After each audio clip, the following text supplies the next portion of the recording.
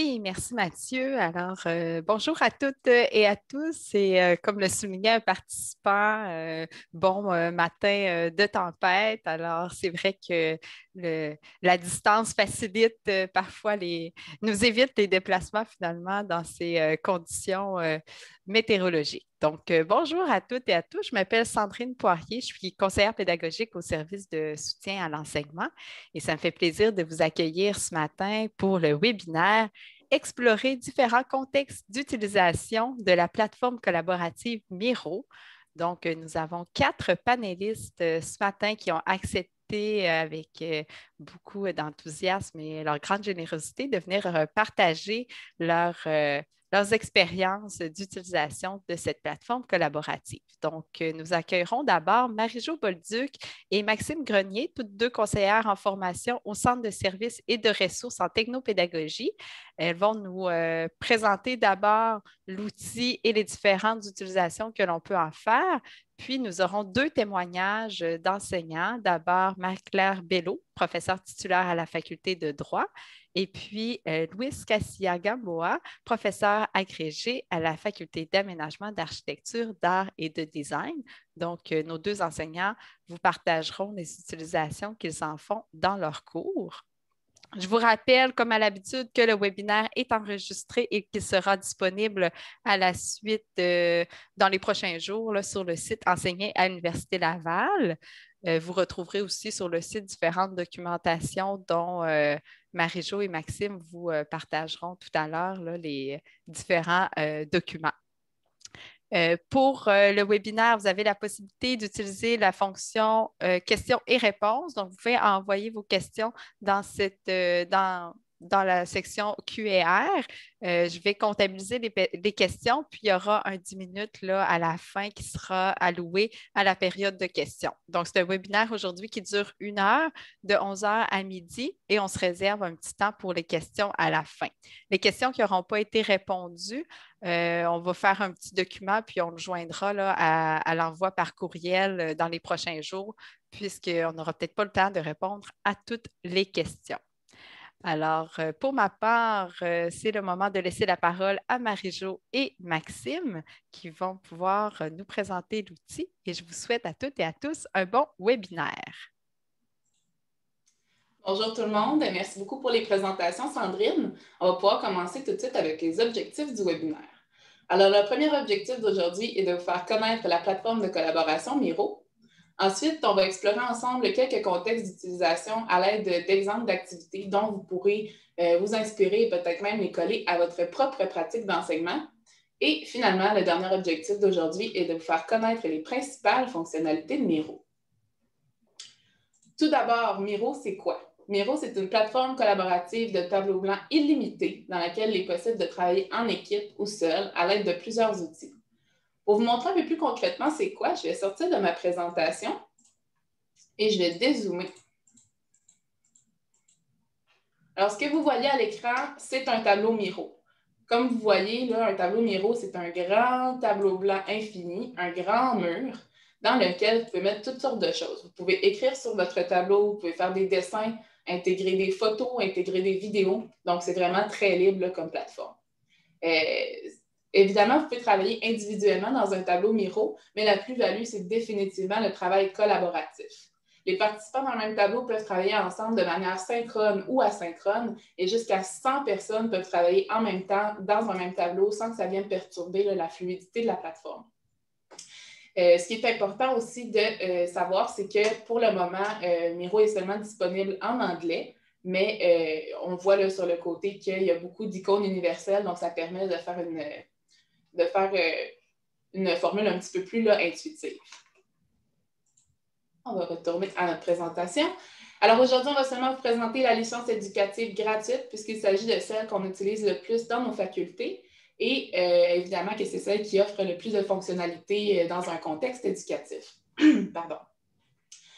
Aujourd'hui, on va seulement vous présenter l'application web aussi, mais sachez qu'il y a une application Windows pour accéder à vos tableaux à partir de votre bureau PC directement ou une application Apple pour accéder à vos tableaux à partir de votre iPhone, de votre iPad ou de votre Mac. Et ce qui est définitivement intéressant là, avec l'application iPad, si vous avez un Apple Pen, ça fait des dessins là, de très haute qualité, donc c'est très intéressant à ce niveau-là aussi. On va pouvoir passer tout de suite au contexte d'utilisation de Miro. Vous allez voir un peu les outils durant cette partie de présentation-là. Je vais vous les présenter un peu plus en détail plus tard durant le webinaire et vous allez également recevoir un message de suivi par courriel à la suite du webinaire avec un guide d'utilisation où les fonctionnalités et les outils vont être encore plus explorés en profondeur. Donc, puisque notre temps de présentation aujourd'hui est restreint, je vais vous présenter 6 idées d'activités pour exploiter Miro dans le contexte d'un cours, mais bien entendu, il est possible d'en faire plusieurs autres et de les adapter. L'idée de cette première partie de présentation-là, c'est simplement de vous inspirer pour que vous puissiez voir comment Miro pourrait être utilisé dans le contexte d'un de vos cours. La première façon d'utiliser Miro qui pourrait être proposée, c'est pour réaliser un travail d'équipe en classe synchrone. Miro, c'est un excellent outil pour que les étudiants puissent avoir un lieu commun de travail dans lequel ils peuvent collaborer tous ensemble à l'aide des différents outils disponibles. Si vous désirez réaliser ce genre d'activité-là, comme c'est un tableau qui est illimité, on vous recommande dans un premier temps de structurer l'espace de travail du tableau et de bien identifier les différentes sections du tableau pour que les étudiants puissent travailler efficacement. En séparant le tableau en plusieurs cadres, comme dans l'exemple qui est présenté, pour créer des espaces de travail distincts, ça permet aussi de se retrouver plus facilement dans le tableau et surtout s'il y a plusieurs personnes qui vont y travailler en même temps. Dans l'exemple qui vous est présenté, les étudiants sont divisés en 4 équipes, donc il y a 4 cadres qui ont été créés et clairement identifiés. On pourrait accorder un certain temps aux équipes pour résumer les éléments importants d'une lecture et leur demander d'utiliser l'espace qui leur est attribué pour faire, par exemple, une synthèse. On peut placer les équipes dans des salles d'équipe sur Zoom, Teams ou Adobe pour que les étudiants d'une même équipe puissent communiquer verbalement entre eux, mais chacun a son Miro d'ouvert de son côté pour pouvoir y travailler, voir ce que les autres font et collaborer. Donc, les étudiants peuvent travailler tous en même temps sur un même élément ou sur des éléments différents et voir qui fait quoi dans le tableau. Donc, on voit le nom des personnes à côté du curseur.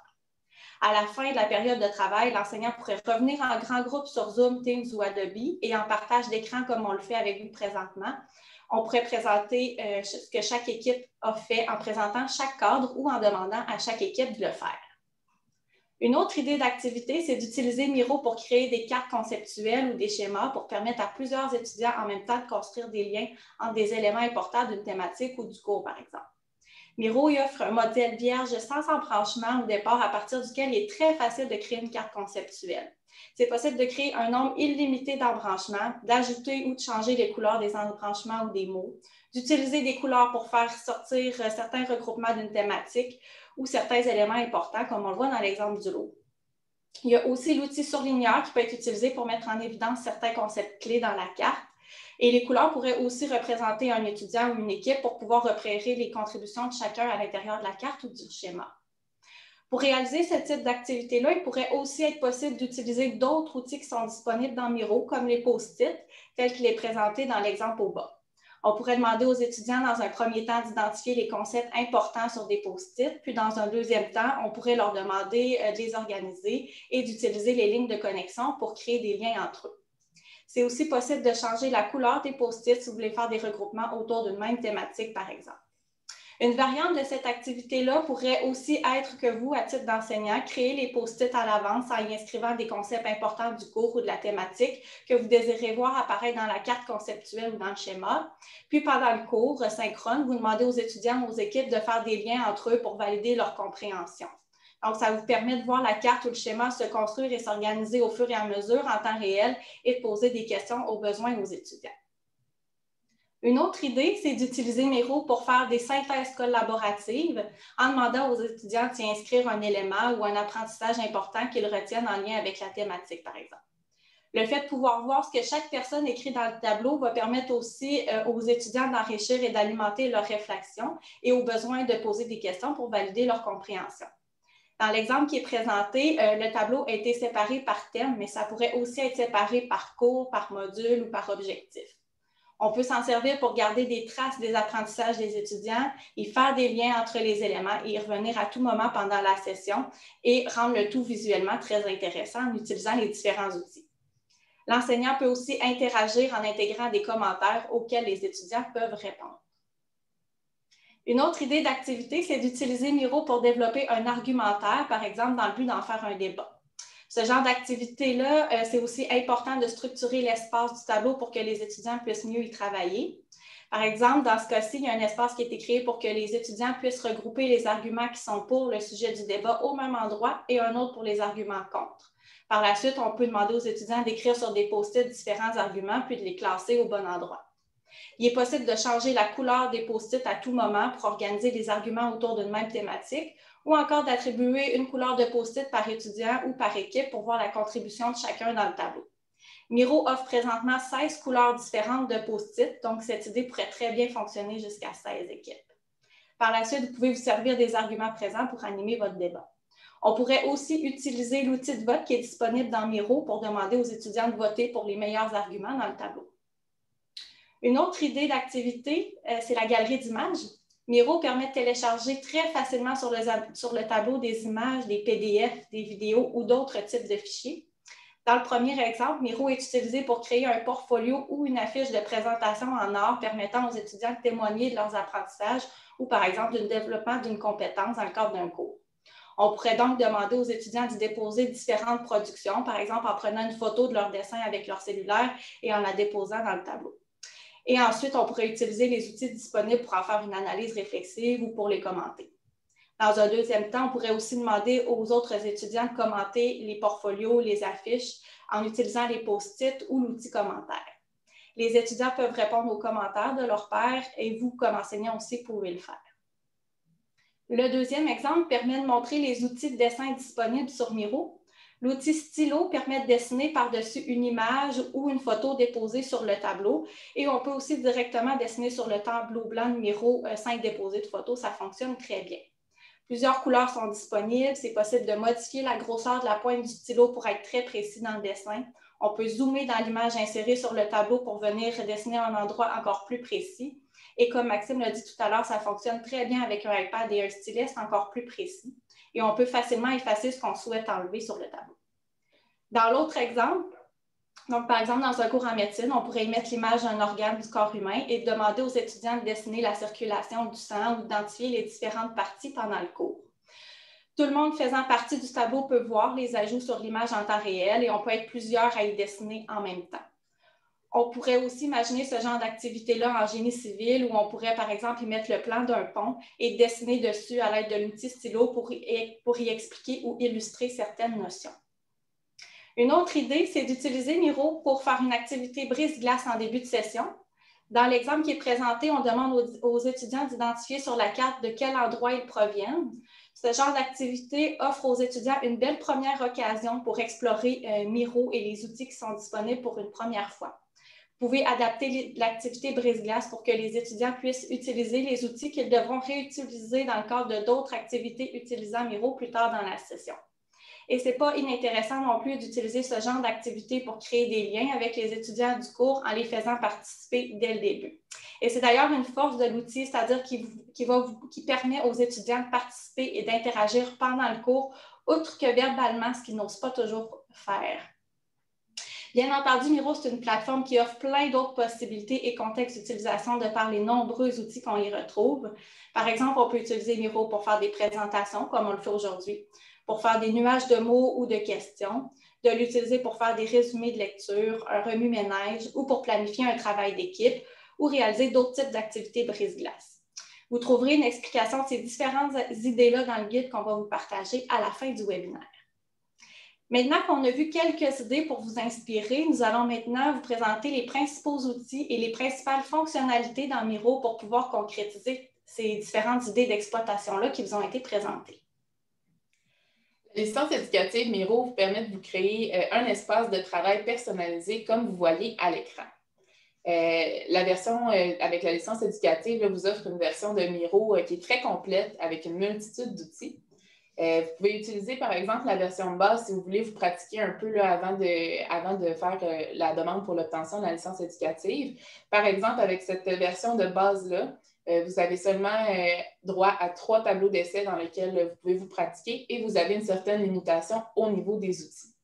À la fin du webinaire, vous allez recevoir encore une fois dans le message de suivi la procédure pour l'obtention de la licence éducative gratuite. C'est une procédure qui est assez simple et très rapide à faire. Le professeur est responsable de faire cette procédure-là afin de créer son propre espace de travail et inviter ses étudiants ainsi que les membres externes. La seule chose que les étudiants et les membres externes vont avoir besoin de faire, c'est d'accepter cette même invitation-là par courriel pour se joindre à l'espace de travail. Lorsque cette procédure-là est faite et que vous avez créé votre espace, c'est ce que vous voyez à l'écran quand vous allez vous connecter à miro.com. C'est votre page d'accueil Miro. Avec la licence, vous avez 4 niveaux d'organisation qui sont inscrits ici. Le premier niveau d'organisation, ce sont les équipes. Ensuite, vous avez les projets, vous avez les tableaux et le dernier niveau d'organisation, ce sont les cadres. On va commencer avec les équipes puisqu'il s'agit du premier niveau d'organisation. Sur le côté gauche de votre page d'accueil, vous voyez toutes les équipes. Avec une licence, vous avez droit à seulement une équipe avec un nombre maximum de 100 membres. Vous pouvez par contre faire partie de d'autres équipes si, par exemple, un de vos collègues vous invite pour voir ce qui se passe dans son espace. Vous pouvez simplement changer d'équipe en appuyant sur les différentes icônes. Et lorsque vous avez terminé, vous voulez retourner dans votre équipe, dans votre espace, vous avez tout simplement à cliquer sur le premier icône qui est toujours votre équipe, votre espace. Lorsque vous êtes dans votre équipe, le deuxième niveau d'organisation, ce sont les projets que vous voyez ici. Les projets, ça agit un peu comme des dossiers qui, eux, contiennent les tableaux. Dans mon exemple, je les ai séparés par cours, comme si je donnais plusieurs cours, mais vous pourriez le changer selon votre besoin, par exemple, par nom de projet ou par nom d'équipe.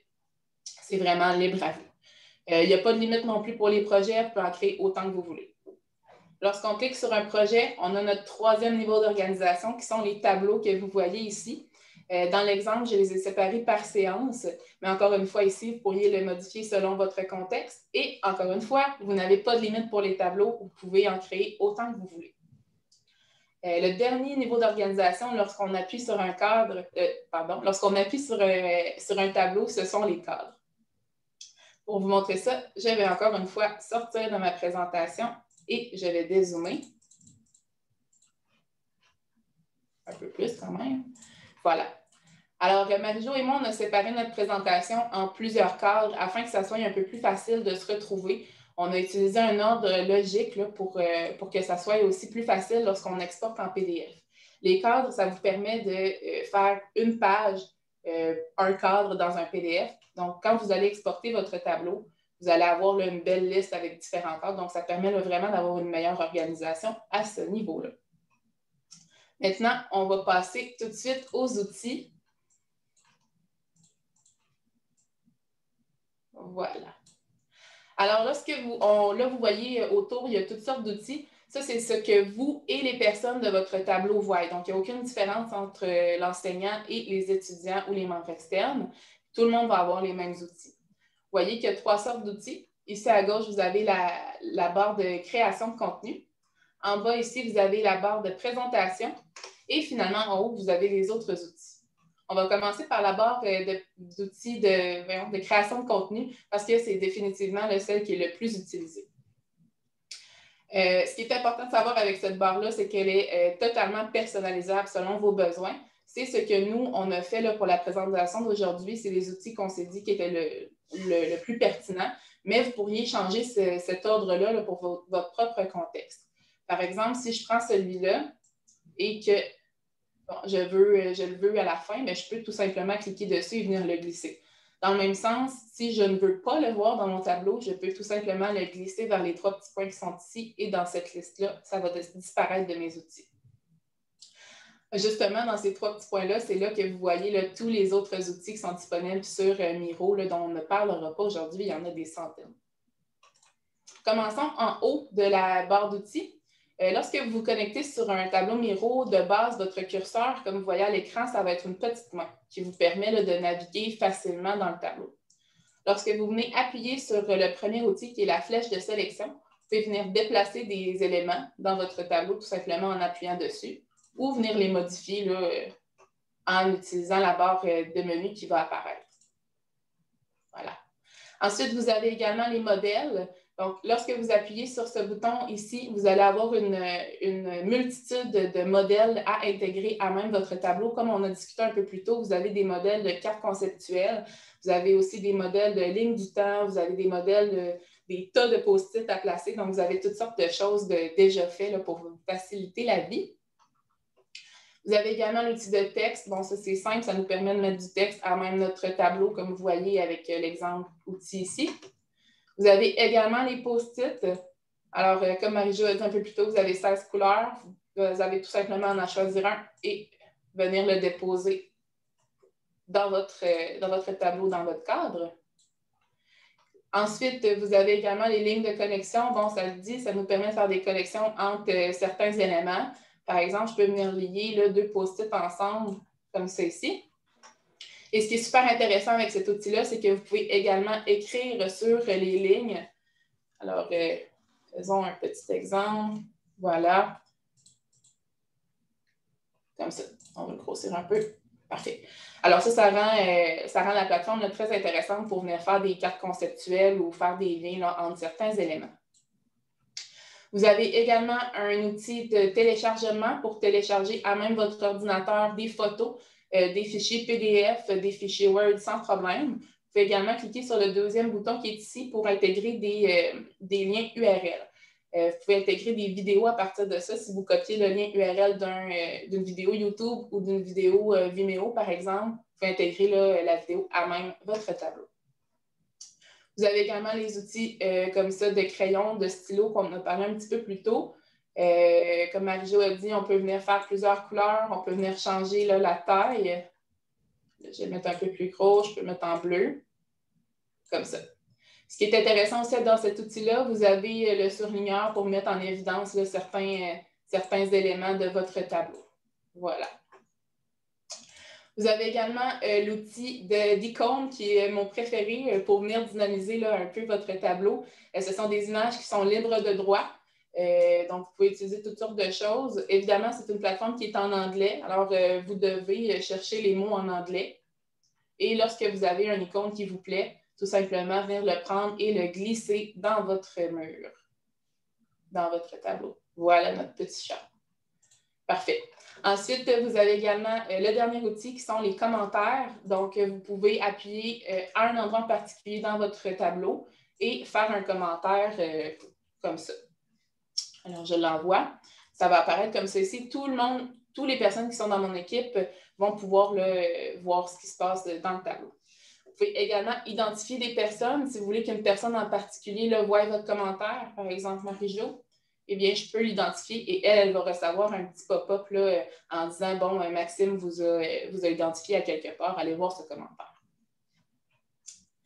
Voilà. Ensuite, passons à notre barre de présentation de contenu. Je vais fermer ça. Voilà. Le premier outil de la barre de présentation de contenu, ce sont encore une fois les cadres.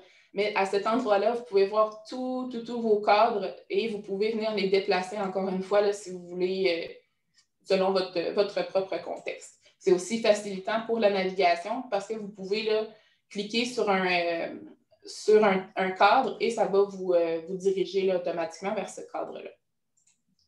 Vous avez également le mode présentation qui est ici, qu'on utilise depuis le début là, de la présentation.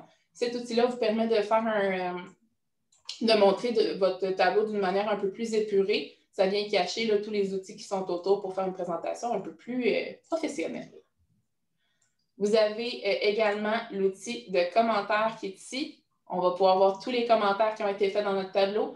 Et encore une fois, pour faciliter la navigation, on fait tout simplement appuyer sur un commentaire et ça va nous diriger vers ce commentaire-là. Vous avez également l'outil de clavardage. Vous pouvez clavarder en synchrone ou en asynchrone. Tous les commentaires vont rester là. Toutes les écritures, les écrits vont rester là. Donc, vous pouvez clavarder à cet endroit-là. Vous avez les cartes, donc on n'en parlera pas beaucoup aujourd'hui. C'est un outil dans la barre de présentation, de création de contenu qui permet de donner des tâches à certaines personnes. Ça, c'est plus au niveau là, de travail, peut-être un peu moins au niveau, au contexte là, éducatif, mais vous avez l'outil qui est là pour toutes voir ces tâches-là une après l'autre. Vous avez également l'outil de partage d'écran dont on ne vous parlera pas encore une fois beaucoup aujourd'hui. Nous, on vous suggère beaucoup plus de partager votre tableau à partir du partage d'écran, soit de Zoom, de Teams, WebEx ou peu importe, parce que cet outil-là est un peu et pas totalement au point. Donc, on vous suggère d'utiliser le partage d'écran dans votre plateforme de cours en ligne. Pardon. Vous avez également un outil de vote. Alors, les participants dans le même tableau peuvent voter à différents endroits dans votre tableau. Vous pouvez choisir la durée du vote, vous pouvez choisir le nombre de votes par personne, où est-ce que les personnes doivent voter. Et vous pouvez, par exemple, demander à vos étudiants de voter pour le meilleur argument, comme on a vu un peu plus tôt, ou pour le meilleur dessin, la meilleure présentation. Ici, vous avez l'outil de minuterie. Si vous avez une activité à faire dans Miro, ça peut être intéressant. Tout le monde va avoir cette petite minuterie-là en bas de son écran. Et à la fin de la minuterie, ça va faire une sonnerie dans tous les ordinateurs pour indiquer, par exemple, la fin de l'activité. Vous avez également l'outil d'activité qui est là, qui vous permet de voir tout ce qui a été fait dans le tableau, les heures et qui l'a fait. Faire un petit suivi. Ensuite, on va passer à nos derniers outils en haut. Donc, on va commencer à gauche. L'outil Miro, l'icône Miro qui est ici, vous permet de retourner à votre page d'accueil. Donc, la page qu'on a vue un peu plus tôt là, avec toutes vos équipes, vos projets, vos tableaux. Vous avez également le nom du tableau que vous pouvez modifier selon vos besoins. Ici, un outil très important, l'exportation de votre tableau. Donc, vous pouvez exporter votre tableau en plusieurs autres formats. Vous pouvez l'exporter en images. Vous pouvez également l'exporter en PDF. Lorsque vous cliquez là-dessus, vous pouvez soit l'exporter dans une résolution qui est plus basse. Donc, ça peut être un peu plus préférable là, si vous faites un dépôt dans une boîte de dépôt Mon Portail parce qu'il y a une limite. Mais vous pouvez également le sauvegarder dans une résolution qui est très haute pour voir tout en détail ce qui s'est passé dans votre tableau. Et chaque cadre égale une page. Si vous n'avez pas de cadre dans votre tableau, ça va juste être une seule page avec votre tableau dans votre PDF. Ici, on a, évidemment, refaire et défaire. Si on se retourne de l'autre côté, vous avez l'icône de montrer ou cacher les curseurs des autres. Comme vous voyez ici en bas, on voit que Marie-Jo est dans notre tableau en ce moment. Donc, on peut voir ce qu'elle fait en temps réel, on peut la voir se promener. Si, par exemple, j'ai 40, 50 étudiants et que je ne veux pas voir tous ces noms-là se promener, je peux tout simplement appuyer sur ce bouton-là et ça vient le faire disparaître ou réapparaître. Ici, vous avez votre icône, puisque, là, c'est moi, mais vous avez, lorsque vous êtes celui qui a le tableau, celui qui a créé le tableau, lorsque vous appuyez sur ce bouton-là, vous pouvez ramener tout le monde vers vous. Donc, tous les étudiants qui sont dans le tableau, qui sont en train de travailler ailleurs, si c'est la fin de l'activité, vous voulez que tout le monde vienne voir dans un cadre en particulier, tout simplement appuyez sur votre icône. Dans le même sens, si vous appuyez sur l'icône d'une personne en particulier, vous allez pouvoir la suivre et voir en temps réel ce qu'elle fait. Ça peut être particulièrement intéressant si un étudiant, par exemple, il est perdu dans le tableau et il ne sait pas trop quoi faire, eh bien, il peut tout simplement appuyer sur le nom de son professeur et il va pouvoir le retrouver facilement. Vous avez également le bouton ici de partage pour venir partager à des membres externes qui ne font pas nécessairement partie de votre équipe. Les réglages, le centre d'aide avec les webinaires, les contacts de Miro. Vous avez ici les notifications si quelqu'un vous identifie dans un commentaire. L'outil de recherche pour, évidemment, chercher des mots en particulier dans votre tableau. C'est particulièrement utile si vous avez un grand tableau. Et finalement, l'outil de notes, évidemment, pour venir prendre des notes, mais vous pouvez également faire des listes à cocher comme j'ai fait ici ou mettre des consignes si c'est une activité là, pour les étudiants. On va pouvoir passer maintenant avec les recommandations techniques et pédagogiques. Voilà. Donc, d'abord, d'un point de vue pédagogique, comme je l'ai mentionné déjà à quelques reprises dans la présentation, on vous recommande de bien structurer et d'organiser l'espace du tableau avant l'utilisation, par exemple en utilisant des cadres pour créer un espace de travail, que ce soit par thématique, par étudiant, par équipe ou pour créer un lieu commun de collaboration. Ça passe notamment par une bonne planification de votre activité. Par exemple, vous pouvez vous demander, est-ce que je dois identifier des espaces de travail distincts par étudiant, par équipe ou par thématique? Est-ce que je dois créer des codes d'utilisation, par exemple une couleur de post-it par équipe? Est-ce que les étudiants doivent faire quelque chose dans Miro avant le cours pour pouvoir le réutiliser pendant le cours synchrone? Qu'est-ce qui va être fait sur Miro pendant le cours? Les réponses à ces questions-là vont vous permettre aussi de prévoir des consignes claires d'utilisation de fonctionnement afin que les étudiants utilisent efficacement Miro. Et pour ne pas vous perdre à travers toutes les possibilités de Miro, on vous recommande vraiment d'utiliser seulement les outils qui vont vous permettre de répondre à un objectif de votre cours ou à un besoin et partez vraiment de ça pour en déterminer son utilisation. Miro, c'est un excellent lieu de travail collaboratif, mais si vous avez besoin de garder des traces pour une évaluation, on vous recommande d'exporter le travail fait en PDF et de les déposer dans une boîte de dépôt Mon Portail. Et un dernier conseil, ce serait de vous pratiquer pour découvrir plus en détail Miro. Les étudiants qui l'ont utilisé au courant des dernières sessions nous ont fait part en très grande majorité avoir beaucoup apprécié utiliser Miro parce que c'est un outil très simple d'utilisation et intuitif. Donc, un petit peu de pratique va vous suffire pour comprendre son fonctionnement et y être à l'aise. Je vais y aller un petit peu plus rondement d'un point de vue technique. Miro suggère d'utiliser le navigateur Chrome pour éviter certains bugs. S'il y a beaucoup d'éléments dans votre tableau, c'est préférable d'attendre qu'il soit complètement téléchargé. Il y a une barre en haut du tableau qui va vous indiquer le téléchargement complet. Aussi de minimiser le nombre de logiciels ouverts en même temps que Miro et de minimiser le nombre de documents lourds sur le tableau. Ça va augmenter votre fluidité de votre tableau. Donc, par exemple, de déposer des PDF de plusieurs pages, des longues vidéos, des images de très, très haute qualité peut avoir une influence sur la fluidité de votre tableau. C'est différent. Donc, finalement, c'est différentes ressources qu'on va vous partager à la fin du webinaire. Je ne rentrerai pas trop en détail parce que le temps file. Par contre, on va vous les faire parvenir après le webinaire et on vous invite fortement à aller les consulter. Donc, on retrouve beaucoup d'informations qu'on a traduites parce que sur Miro, on retrouve beaucoup d'informations, mais en anglais uniquement. Donc, on vous invite à aller consulter ces différentes ressources-là, pour vous permettre d'en savoir davantage sur Miro. Nous sommes donc maintenant rendus à la présentation par les professeurs. Donc, Marie-Claire Bello pourra présenter en premier lieu son contexte d'utilisation dans un cours de la faculté de droit et Louis pourra présenter par la suite le sien dans un cours de l'école d'architecture.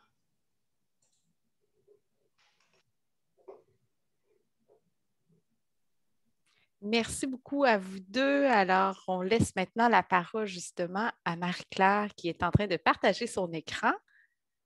Et comme certains ont commencé à le faire, si vous avez des questions, vous pouvez toujours utiliser le module questions-réponses. À vous, Marie-Claire.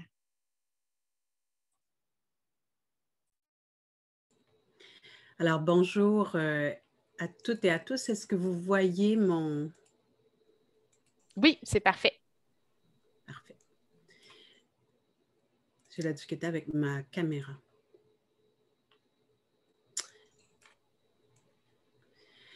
Alors, écoutez, je tiens d'abord à remercier. Alors, tout est beau?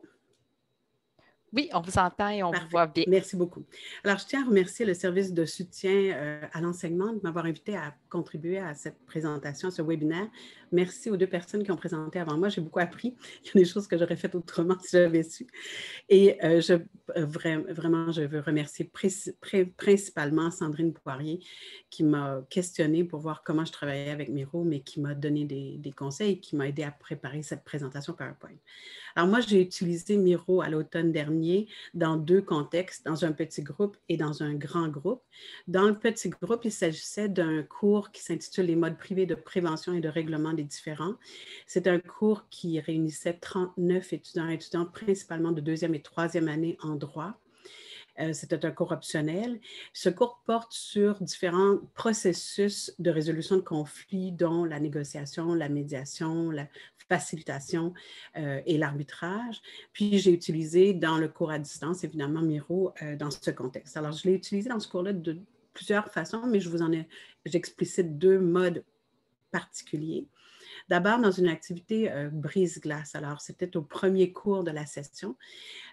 J'ai placé les étudiants et étudiantes dans des équipes de 3 personnes sur Zoom et je leur ai demandé d'identifier une ou un porte-parole et de répondre aux questions suivantes. Quelles étaient leurs attentes par rapport au thème du cours? Ce qu'elles savaient, ces personnes de la PRD, soit la prévention et le règlement des différends, puis ce qu'elles désiraient apprendre. Puis chaque porte-parole rapportait ses attentes au grand groupe. Puis c'est moi qui, lors de la plénière, la rencontre des 39 étudiants et étudiantes ensemble, qui écrivaient leurs commentaires dans un tableau pour construire le tableau sur des post-it.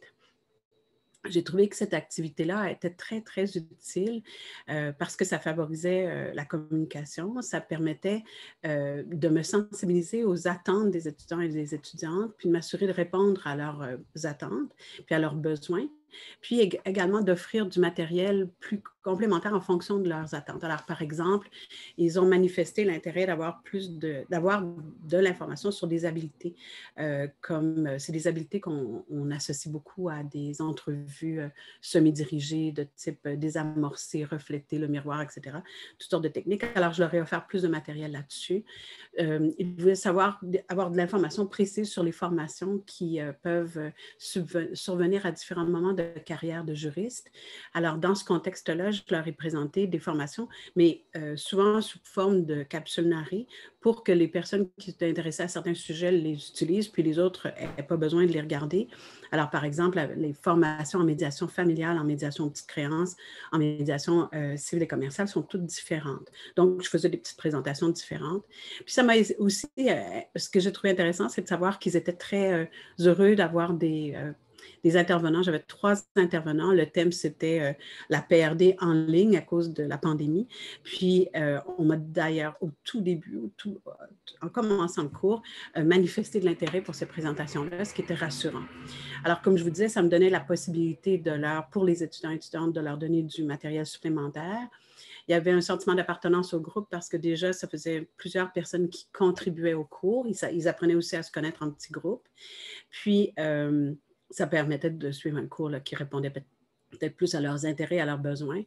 Et comme je vous dis, là, je leur ai préparé du matériel spécifique selon leurs intérêts. Par exemple, en médiation familiale, j'avais la moitié de ma classe qui était intéressée. Alors, je me suis permise de faire une formation beaucoup plus longue en PowerPoint narré que je n'aurais pas fait autrement, mais et qui était complémentaire. Donc, si les personnes manifestaient de l'intérêt, ils pouvaient y aller.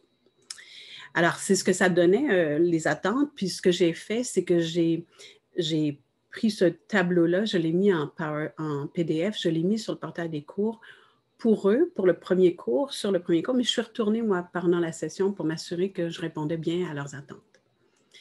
J'ai aussi utilisé Miro pour faire une activité collaborative. Évidemment, la PRD, la prévention et règlement des différends, c'est fondé sur l'idée de collaborer par opposition à un système plus contradictoire ou adversaire qu'on voit avec le procès. Alors, j'ai travaillé beaucoup avec ce qu'on appelle la pédagogie inversée. Les étudiants et étudiantes devaient se préparer avant le cours à la fois par des lectures puis des capsules narrées. Puis ensuite, dans le cadre du cours, je les mettais en équipe et je leur faisais faire des exercices. Dans ce cas-ci, j'ai fait la Maison des Ormes, qui est un exercice de négociation d'un immeuble qui est la propriété d'un organisme sans but lucratif pour les jeunes, mais qui doit être vendu à des promoteurs. Alors, dans un premier temps, je les mettais en équipe de 2 sur Zoom, où je leur donnais du matériel qui était de l'information générale, mais aussi de l'information confidentielle. Je leur demandais de préparer une négociation sur position. Puis dans un deuxième temps, je mettais mes équipes impaires dans mes équipes paires pour leur permettre ensuite de négocier à 4. Je demandais aux étudiants et étudiantes de s'inscrire gratuitement sur Miro et d'aller inscrire par le biais d'une personne le résultat de leur négociation. Puis en plénière, je revenais pour regarder de façon plus large qu'est-ce qui se passait. Puis j'avais organisé toutes les équipes avec des numéros impairs. Puis de façon verticale, les étudiants et étudiantes remplissaient des post-it. Alors, c'est ce que ça a donné. Ça a permis de voir la grande disparité dans la négociation qui allait de 240 000 $ à 375 000. Des fois, ça va jusqu'à 425 000. Et ça me permettait de montrer les limites de la négociation sur position. J'ai également utilisé cette méthode-là, la Miro, dans un grand groupe. Alors, la session dernière, je donnais un cours qui s'intitule Univers du droit, mais qui est un cours d'introduction, qui est en première année, première session. Puis c'est un cours qui, normalement, on a 4 sections à la faculté de droit d'étudiants de 80 à 95, mais on avait réuni nos sections. Puis comme c'est ma spécialité, j'étais toute seule pour enseigner ce cours. Je le donne normalement en co-teaching avec une chargée de cours avec qui je travaille depuis plusieurs années, mais cette fois-là, je lui avais donné congé, puis c'est moi qui donnais le cours toute seule. J'avais organisé 36 équipes de 4 personnes Et j'avais enseigné, encore une fois, j'avais donné du matériel d'avance pour 2 formes de médiation, de négociation. La négociation sur position puis la négociation sur intérêt. Les équipes 1 à 18 négociaient sur position, puis les équipes 19 à 36 sur intérêt. Puis, je leur demandais d'inscrire le résultat sur un post-it dans Miro. Et j'ai fait un retour en grand groupe. J'avais demandé qu'il y ait des porte-paroles, mais je le faisais de façon aléatoire, c'est-à-dire je regardais le résultat de leur négociation, puis je posais des questions à l'équipe au hasard. Alors, ça a donné beaucoup, beaucoup, beaucoup d'échanges. Ça a été assez réussi. Puis là, vous allez voir le résultat. Quand les post-it sont très, très larges, comme le rouge ou l'orange, ou même le noir et le vert, c'est que les étudiants et étudiantes avaient pris le temps d'écrire beaucoup, beaucoup, beaucoup d'informations. Donc, je savais que c'était probablement les équipes 19 à 36, puis ça me permettait d'illustrer, parce que les petits post-it, c'est généralement juste un montant d'argent, ce qui est vraiment le typique d'une négociation sur position. Alors, l'exercice me permettait d'illustrer la grande, grande disparité à laquelle on peut arriver lorsqu'on négocie sur position ou on négocie sur intérêt. Alors, en conclusion, ben, j'ai beaucoup aimé utiliser Miro, même avec un grand groupe, mais il faut s'assurer d'avoir des directives claires et une limite de temps. Ça peut devenir étourdissant lorsque tous les étudiants écrivent en même temps. Alors, je ne connaissais pas la fonctionnalité qui nous permettait de faire disparaître le nom des personnes parce qu'autrement, c'était un fouillis. Je demandais aux étudiants, après avoir écrit l'information, de se retirer du programme, du logiciel pour qu'on puisse avoir une idée des résultats. Ça permet de concevoir des activités dynamiques et collaboratives dans des petits, mais aussi dans des grands groupes. Puis l'outil Miro est tout à fait instinctif pour les étudiants et étudiantes. Il n'y a aucun souci. C'est extrêmement facile à utiliser pour eux et pour elles. Alors, je vous remercie pour votre attention. Merci beaucoup, Marie-Claire. On va maintenant accueillir notre dernier panéliste, Louis, pour son témoignage d'une utilisation différente. Donc, ça va vous permettre d'en découvrir davantage. Oui, bonjour à tous. Je vais partager mon écran. Voilà. Donc, merci d'abord, remercier cette invitation pour le webinaire. Merci Sandrine. Et surtout, merci aussi au Centre de services et ressources en pédagogie, Maxime Grenier et Marie-Jo, pour tout ce que je vais vous montrer maintenant. Ça a été en grande partie grâce à son appui, à son aide et à son soutien pendant toute la durée de la session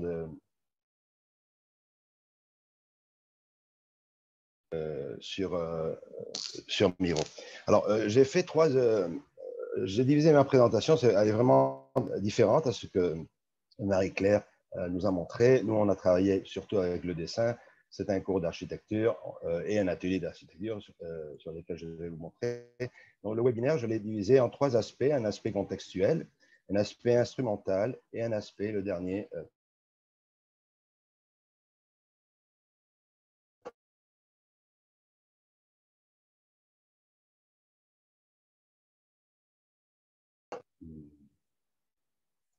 sur l'aspect contextuel. On a travaillé sur des espaces de travail très variés. Ce qui permet surtout Miro, c'est faire des systèmes d'enseignement, des groupes connectés, des classes et des cours. Donc ici, vous voyez, en automne 2020, dans la session, la structure Miro se composait d'un cours que j'ai pensée constructive, un cours de construction, puis un atelier qui était associé à ce cours de construction, un atelier avec les mêmes étudiants. Donc, on était en tout 45 étudiants en 3 groupes de 15.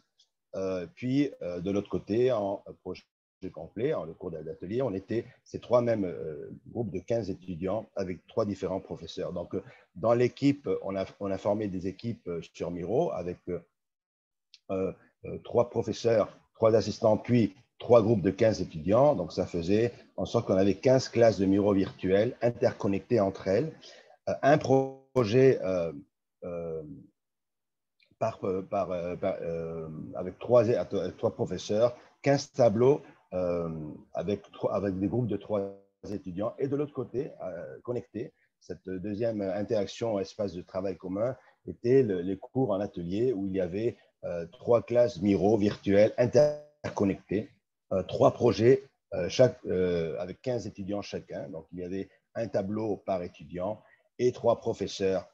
Donc, c'était les mêmes étudiants, mais ils pouvaient aller visiter les différents tableaux, ou bien du cours, ou bien de l'atelier. Donc, il y avait une connexion absolue entre le travail pour la bonne visibilité. De l'autre côté, dans cette même session, j'avais un atelier en baccalauréat, l'ARC 3500.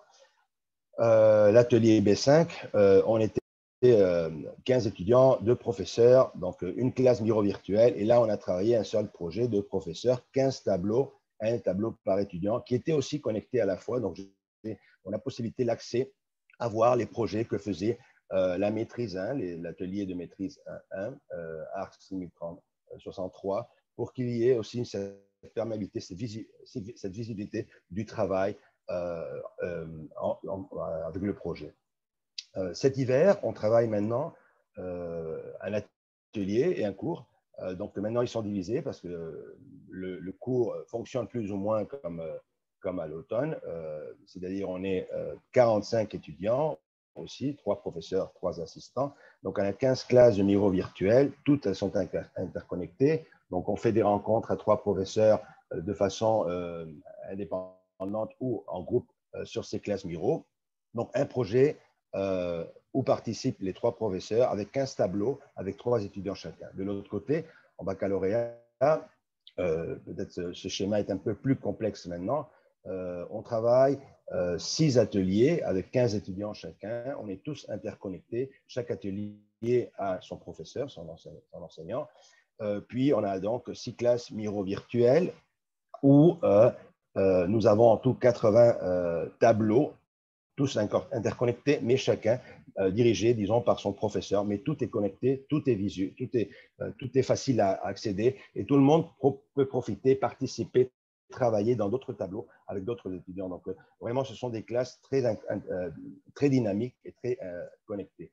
Tout ça, bien sûr, il faut dire que Miro, comme il n'a pas l'outil caméra, on doit le faire à la fois avec la rencontre Zoom pour pouvoir se voir et parler en même temps qu'on fait la classe Miro. Ça, c'est important de le dire. Donc, ça serait on a fait un tour très vite sur les aspects plus contextuels.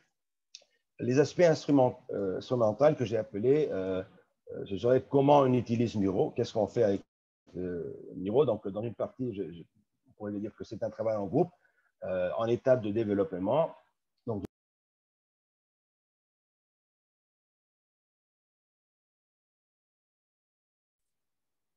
OK. Malheureusement, on dirait que sa connexion a planté. Donc, Sandrine? Oui, merci Mathieu. Effectivement, on entendait qu'il y avait ça coupait parfois, mais là, ça semble avoir vraiment coupé. Donc, c'est dommage pour la présentation de Louis. Si vous me permettez, j'enchaînerai avec les questions. Lors de la présentation de Maxime et Marie-Jo, on a eu quelques questions techniques, donc peut-être que les filles, vous pourriez préciser là, davantage. En fait, pour plusieurs, les questions, ça se résumait à concrètement, là, dans mon cours, est-ce que les étudiants doivent se connecter avec un lien? Est-ce qu'on peut partir de Teams ou de Zoom puis aller dans notre Miro? Donc, il y avait vraiment plusieurs questions qui référaient à ça. Là, comment intégrer une activité Miro dans une séance synchrone? Dans le fond, il y a plusieurs manières de faire ça. Vous pouvez, si vous créez votre équipe, alors votre espace de travail personnalisé, bien dans ce cas-là, tous les étudiants peuvent se connecter là, à votre espace à partir de miro.com ou à partir de leur iPad ou à partir de leur application Windows. Donc, c'est vraiment libre à eux. Si vous créez votre équipe, votre espace de travail. Cependant, vous pouvez aussi, si vous ne souhaitez pas là, avoir un espace de travail, seulement utiliser des liens vers les tableaux.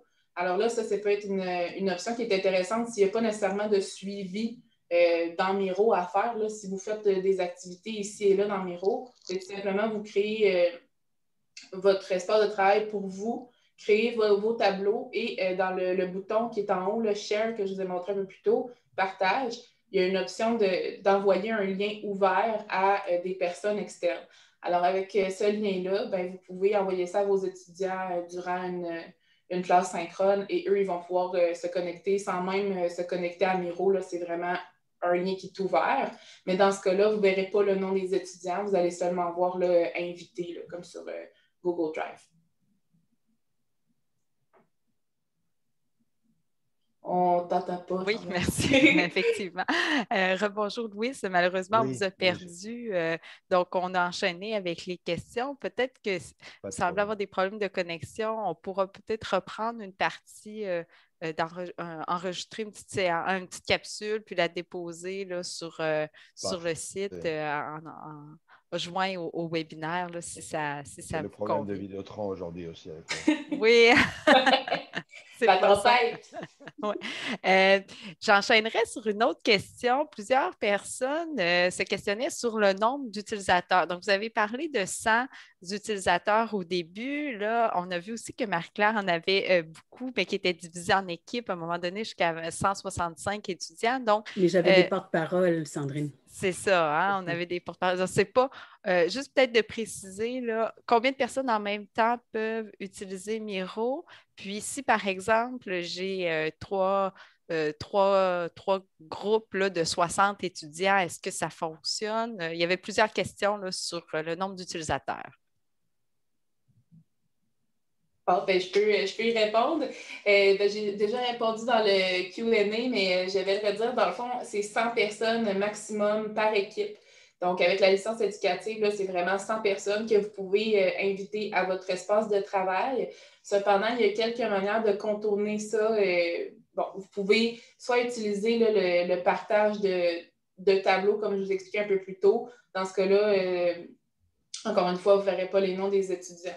Vous pouvez également, si vous avez, par exemple, un auxiliaire d'enseignement dans votre cours ou une personne qui vous aide, bien, vous pouvez avoir deux équipes là, en faisant 2 demandes de licence. Dans ce cas-là, si vous avez, là, par exemple, 180 étudiants, bien, vous auriez là, deux équipes différentes là, dans ce cas-là. C'est possible de faire ça, mais il y a des petites manières de contourner. Là, si vous avez des problématiques avec ça, vous pouvez toujours nous contacter au CSRT, on va pouvoir vous aider, là, mais il y a des petites manières de contourner ça, mais c'est vraiment 100 personnes par équipe. Merci. Un petit peu de cette même lignée-là, quand il y a des étudiants qui travaillent, quand on fait des équipes ou des tableaux, est-ce qu'une autre équipe peut aller dans le tableau ou qu'en est-il de la propriété des tableaux? Il y a quelques questions là-dessus. Est-ce qu'un étudiant pourrait effacer tout un tableau là, qu'un enseignant a préparé là, parce que c'est collaboratif là, finalement? Il y a des petites inquiétudes là-dessus.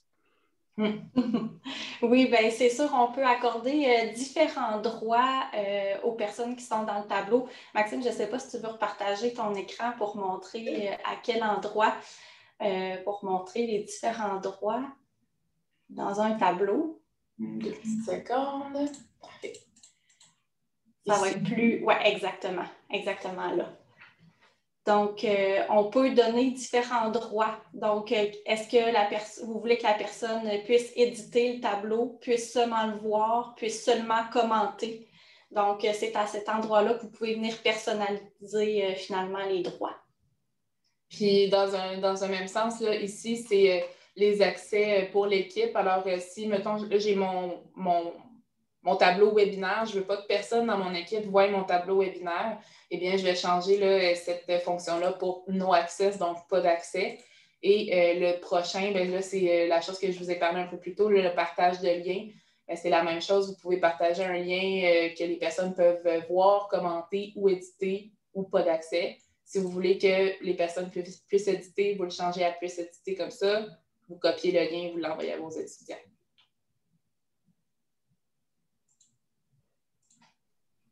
Merci. Pour le moment, il n'y a pas d'autres questions qui n'ont pas été répondues. Il nous reste quelques minutes. Je prendrais peut-être une chance de voir si, Louise, vous voulez retenter un partage d'écran pour nous remontrer votre tableau. On ne vous entend pas, par exemple. Peut-être fermer votre caméra. Des fois, ça peut aider aussi si jamais ça prend plus de bande passante.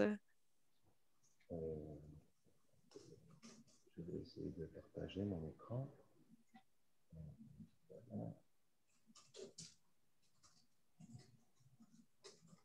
Voilà, donc on pourrait retourner très vite. Donc j'avais ces trois aspects. Oui. L'instrumental, je parlais de comment on utilise Miro, quels sont les outils.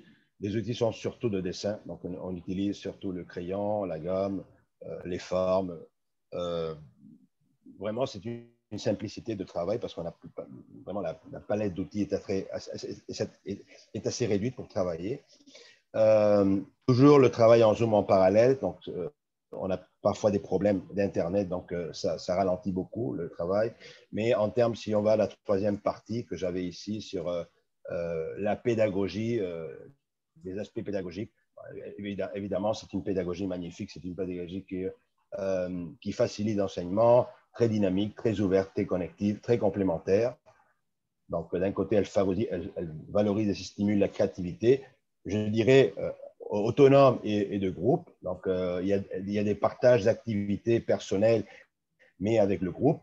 Et le RIN est très adaptatif. Donc, ça, je pense que c'est très intéressant, avec une richesse de contenu, une forte participation. Et ça, c'est quelque chose aussi de très intéressant à niveau pédagogique. Si on parle d'ouverture, je pense que c'est un système qui émerge le désir de travailler. Donc, ça valorise la créativité, ça fait produire du travail d'une façon très proactive, très interactive. Je pense que ça, c'est très intéressant. En termes de connectivité, évidemment, tout le monde est connecté, tout le monde a accès à tout. Donc, il y a une efficacité de transfert de connaissances énorme. Donc, vraiment, nous sommes un grand système, un réseau perméable avec une forte activité. Donc, on pourrait parler d'environnement positif, additif, où les connaissances s'ajoutent. Donc, il y a toujours ces trois étapes qui sont visibles, l'information, la connaissance et le savoir. Donc, cette idée de tout le monde apprendre de tous, vraiment, c'est ça le travail avec Miro. Et aussi, on pourrait dire que c'est un travail très complémentaire avec le travail qu'on peut faire en atelier de façon présentielle. Je pense que ça, c'est quelque chose qui s'ajoute déjà à ce qu'on avait. Ça favorise, bien sûr, cette idée du processus d'un architecte avec l'esprit critique, curieux et proactif. Et je pense aussi qu'il y a une certaine responsabilité parce que, comme tout est visible, il y a un fort engagement sur la production personnelle et de groupe. Je pense que ça, c'est un peu, pour résumer, à niveau pédagogique, c'est vrai, ça a été vraiment une découverte pour tous, je ne dirais pas seulement pour moi, pour les autres enseignants qu'on a travaillé ensemble, et puis pour tout le groupe d'étudiants, c'est vraiment incroyable. C'est comme un autre monde, une autre dimension d'enseignement. Des problèmes, je disais la dépendance de Zoom, comme vous avez vu, j'ai eu des problèmes. Sur charge du réseau, Internet, comme vous avez vu, j'ai eu des problèmes. Mais et c'est dommage parce qu'on a dépendance de Zoom pour se voir, pour écouter, pour parler. Donc, Miro est aveugle et on ne s'écoute pas, on ne peut pas se parler. Donc, on a besoin d'un outil. Ce serait comme le bâton de l'aveugle, on pourrait dire. On a l'outil de Zoom pour pouvoir travailler avec Miro. Et ça, c'est le seul petit inconvénient. Mais je dirais que Miro, comme je dis, c'est une découverte. Et à niveau pédagogique, c'est vraiment tout un défi pour un enseignant, travailler avec lui.